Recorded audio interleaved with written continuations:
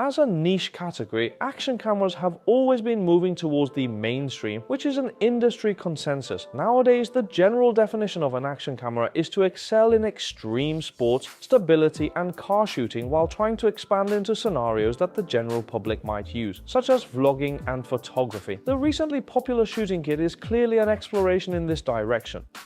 But this thing is also very controversial. Many people, including myself, wonder if it just looks impressive. Is it really useful? Is it worth spending more money on? In this video, let's have a good talk about the action camera's accessory kit. First, let's discuss the most basic and important part, the shooting handle, and see if this thing has any practical use besides emotional value.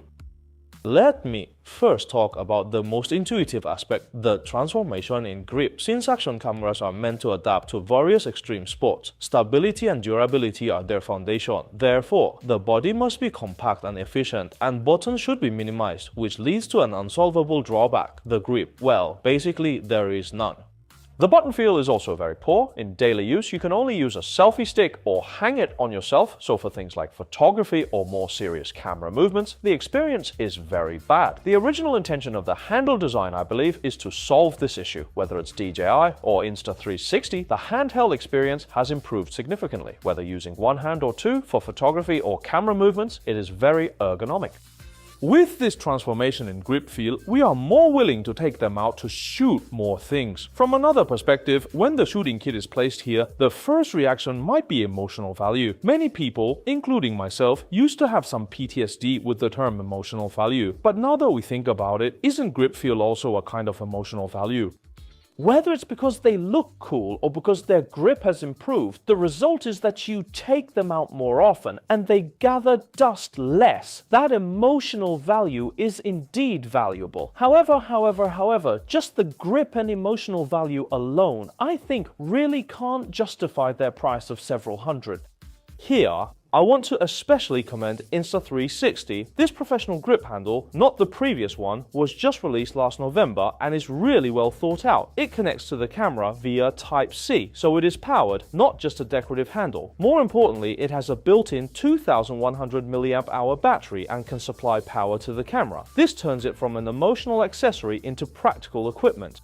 After adding this battery, in my actual use, walking around and taking photos outside for a day, I don't need to bring an extra battery, and there's no anxiety about battery life. Also, thanks to the advantage of the connection, the handle from Insta360 has expanded to include a 3.5mm headphone jack. When not in use, you can plug in this included red stopper, which indeed adds a nice touch to the appearance.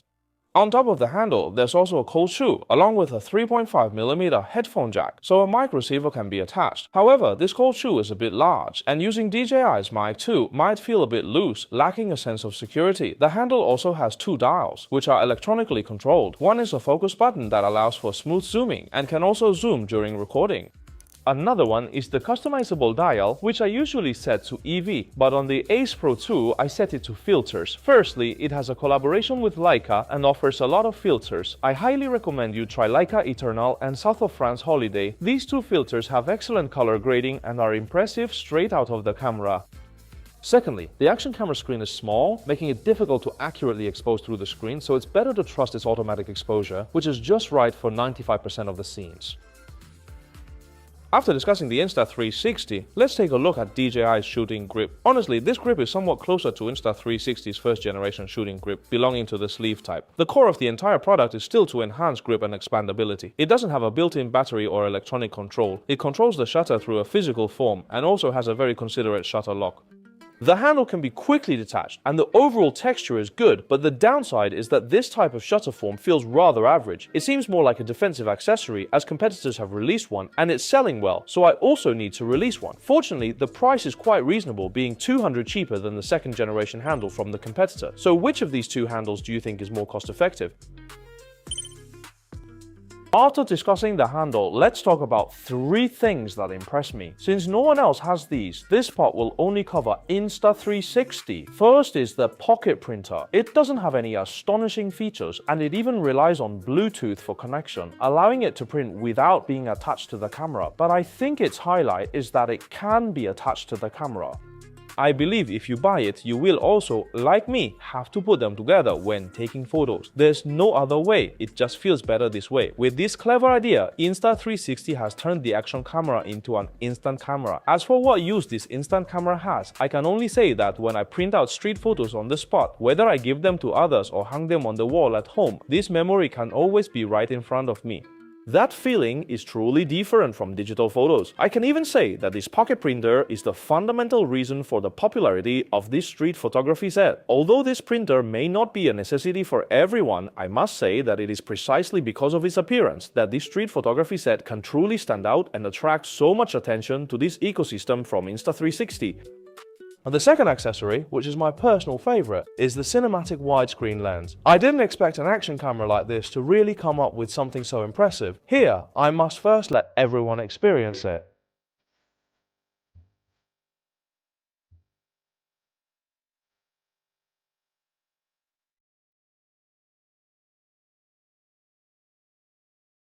This lens is a bit pricey, but the effect is really surprising. Moreover, the camera system's compatibility is quite good. You can find this button in the drop-down menu, click on Lens Manager, and select the cinematic widescreen lens. If you want the widest field of view, you can switch the FOV to ultra-wide, but the distortion will be more noticeable. If you want no distortion at all, you can switch to linear, and with the built-in filters, the output is very impressive.